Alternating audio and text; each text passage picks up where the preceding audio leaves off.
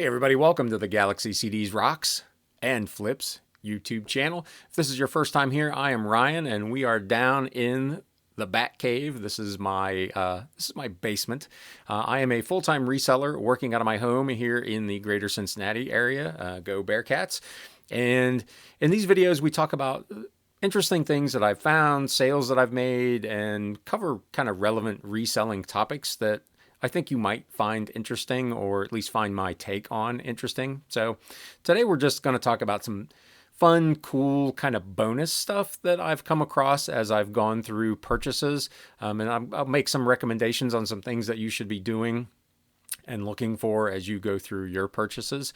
So if that's the kind of thing that you're into, please hit that subscribe button and click the little bell notification icon, and you'll be notified when I do new videos.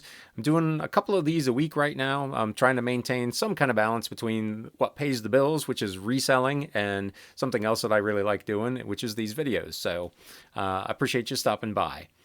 First up, let's look at these, just a handful of items. I'm going to start with these two Beersteins from some Belgian brewery. I found these at a thrift store. I've had them for a couple of months, so these are pre-pandemic purchases. But I got them two for $1 and sold them for $12.99 plus shipping. So not big money. I think if you've been following along, I think this is 4 videos now. You'll be picking up on a trend here, that I am kind of the king of the smalls.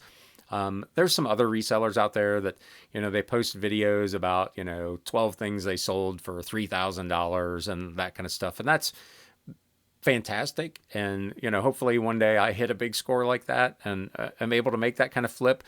But I'm finding that it's not that easy to do those sorts of things, but you can generate good income with high volume, low dollar items, and that's kind of my business strategy.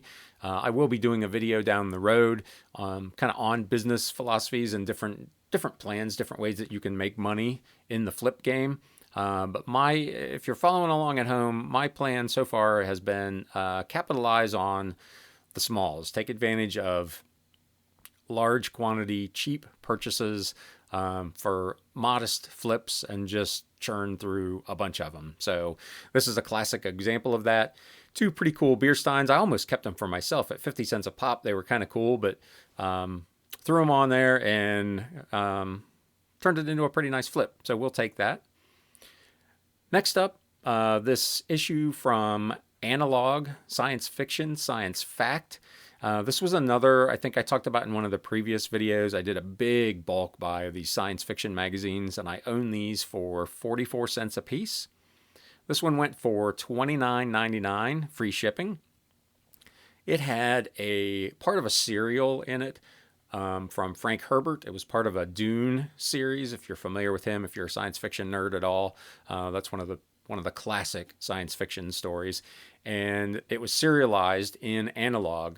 This particular issue is fairly difficult to find, and this cover actually is highly sought after. I did see even a listing for a full-size poster of this particular cover with the giant spice worm.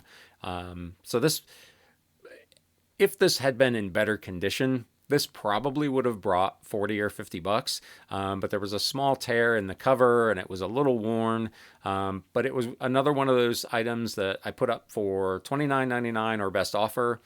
I put a minimum best offer on it of 20 bucks, figuring if somebody wanted 10 bucks off, I might entertain that, or at least would give me some room to counter. Again, as I've talked about in previous videos, didn't get an offer. Somebody just bought it at full pop, shipped it out, and that's a very nice flip. That lot, some of it is still sitting here. I'm trying to work my way through it. I've listed less than half of it. It was 917 items that I bought for a total of $400. So far, I've only sold 18 pieces out of that. I've only been working on this for about 3 weeks, but I've sold 18 items from that for a gross of $258. So I've made back a significant portion of my money on 18 sales out of a total lot of 917 pieces. Now, I'm under no illusions. I expect that there'll probably be a lot of this stuff that sits here for a long, long time. With 917, obviously, they're not all going to be super desirable, but I'm going to make my money back fairly quickly on this. And then from there on out, it's going to be all gravy. So I'm pretty happy with this and how it's going so far. This next item, you probably saw the picture pop up and you're like, Ryan, it's a $10 bill.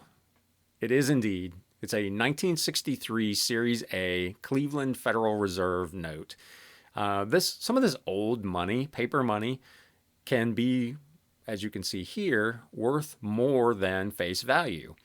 The beauty of this particular item was, and it's kind of the main topic of this video, is that it was a totally unexpected find. I was working on one of these lots of books that you still see over my shoulder, and inside one of the books was an envelope, and inside that envelope was a birthday card, and inside the card was this $10 bill. Now, my initial reaction, seeing the green, knowing there was money in there, was like, oh, I hope this is like a hundo. It turned out it was only a $10 bill, but it was an old $10 bill, which there is some collectability. Now, this wasn't in, unfortunately, the best of shape. It had been folded, so it was creased in the center, and there were a couple of small stains on it. But when I looked them up, good condition ones were selling anywhere from $20 to $30. So I put this thing up at an auction starting at $11 and sold it for $15.50 plus shipping. So essentially a free $10 bill turned into a $15 sale. The point of this whole video is that particular item, like I said, was just found stuck in a book, and it was essentially free to me. So it's a total bonus sale.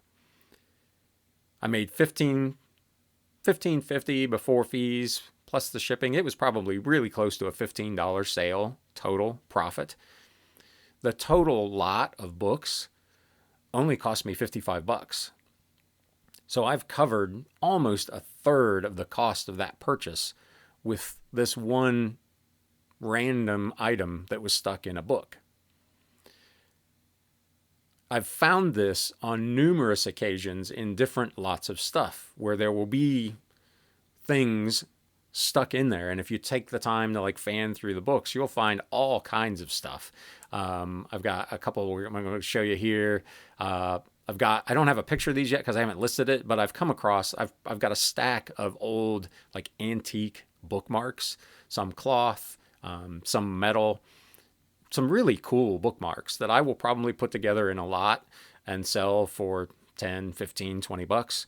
And they were all just stuck in these books. This one sale, I don't know. I don't think this guy ever actually finished a book because every book has a bookmark or a receipt or something stuck in it about a third of the way through the book. So the guy started to read them and then gave up on them for whatever reason. I mean, it's literally every book has something in it, and it doesn't appear that the book was ever finished. So, but in any case, I've found all these bookmarks, and again, they're essentially free items that I'll sell for 10 or 15 bucks.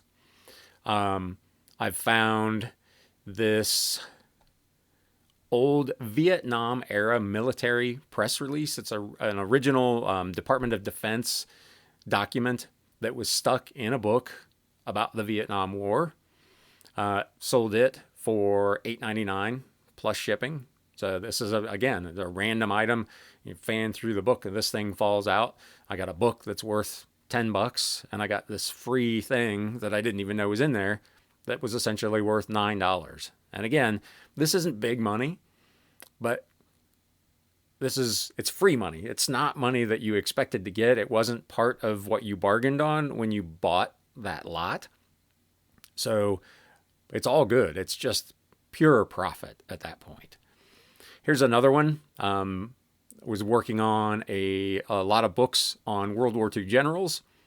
There was a biography of Dwight D Eisenhower, and stuck inside is this program from an event from 1990, some sort of celebration of the life and career of Dwight Eisenhower. It only sold for $5 plus shipping. But again, it was not something I had any money in. It was not something I even knew was in there when I purchased the lot. So it's just free money. It's pure profit. I have purchased in the past lots of video games, and I'm sure this has happened to you, where if you've bought a big lot, if you've bought 10 of them, you should be opening them all up to make sure there's games in them. But if you buy 50 or 80 or 100, you may sample a few just to get an idea, and then find that you've got a couple that don't have games in them. So what do you do with that? You could recycle the case and use it for something else, use it for one that's damaged so you get at least some value out of it. I've had several occasions where I've had a case with good artwork and a manual, and I've listed the case on eBay as a replacement case. There's plenty of people selling game cartridges and game discs with no books and no cases. So there's always a market for a replacement case, and I've probably sold a half a dozen or 10 at a couple of bucks a pop. So if the alternative is to throw the thing away and take it as a write-off, or throw it on eBay and make a couple of bucks on it, why not make the couple of bucks? So again, clearly these aren't big money. This is all incremental business. This isn't going to make or break you. But if you go through these lots and you, like I say, you fan through the books and you open every box and you look in every nook and cranny, you may find some stuff that you didn't bargain on that will make you a little bit of extra money. And in this business, every little bit obviously is a big help. Then there's this item. So I went to pick up, it was about 500 books. And the guy's working the sale, and he holds this thing up, and he said, "Hey, I got this packet of menus that it's just sitting here next to these books. Do you want it too?"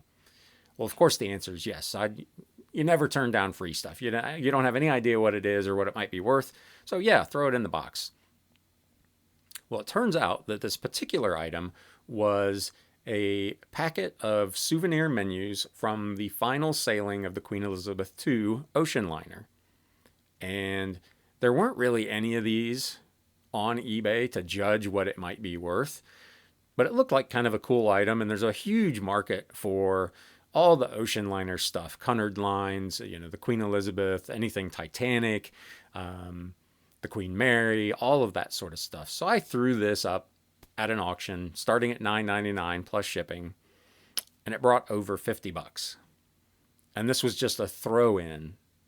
I didn't know it was there. I didn't expect it. The guy's just like, "Hey, do you want this too?" They're just trying to get rid of stuff. The sale's over and I'm picking up my winnings. That lot I paid $75 for, and this item I made $50 on, and it wasn't even supposed to be in there. So this paid for 2/3 of that purchase all by itself. And again, it was a free item. Now, I imagine it goes without saying that if somebody offers you something for free, to take it. Because worst case, it's totally worthless and you're out the 30 seconds it took you to look it up. And you throw it out and you move on with life. Sometimes it turns into 50 or $60 or more. So that should be pretty obvious. But the fanning through the books, if you buy a big lot of books, you've got 600, 700, 800. There's a certain amount of urgency to get through them and get them listed. And my recommendation would be that you take the time to go through them just to make sure there's nothing extra stuck in there. Especially, with a lot of the estate sales, older folks will, they put money in the damnedest places, the old money stuffed under the mattress. You find books where they used $10 bills for bookmarks, or like in this particular case that I just mentioned, you've got a birthday card stuck in a book. Not in this case, it wasn't even being used as a bookmark. I mean, it was wedged in there. So take the time to go through. You get a lot that's got some cases of stuff. Open them up, look in all the little flip open pouches and all that kind of stuff, because you just don't know what you might find in there. And there's a really good chance that whoever was running the sale probably didn't do that either. And you may find some winners. So again, if this is the sort of content that you enjoy, and you get something out of it, if you could do two things for me. Number one, smash that thumbs up button. Let YouTube know that you enjoyed this video and that you got something from it. And number two, hit that subscribe button and the notification bell icon so you can be notified when I do another video. As I mentioned at the outset, I'm doing a couple of these a week. I'm trying to talk about different topics and share with you some of the things that have sold in the Galaxy. And I hope you found this enjoyable.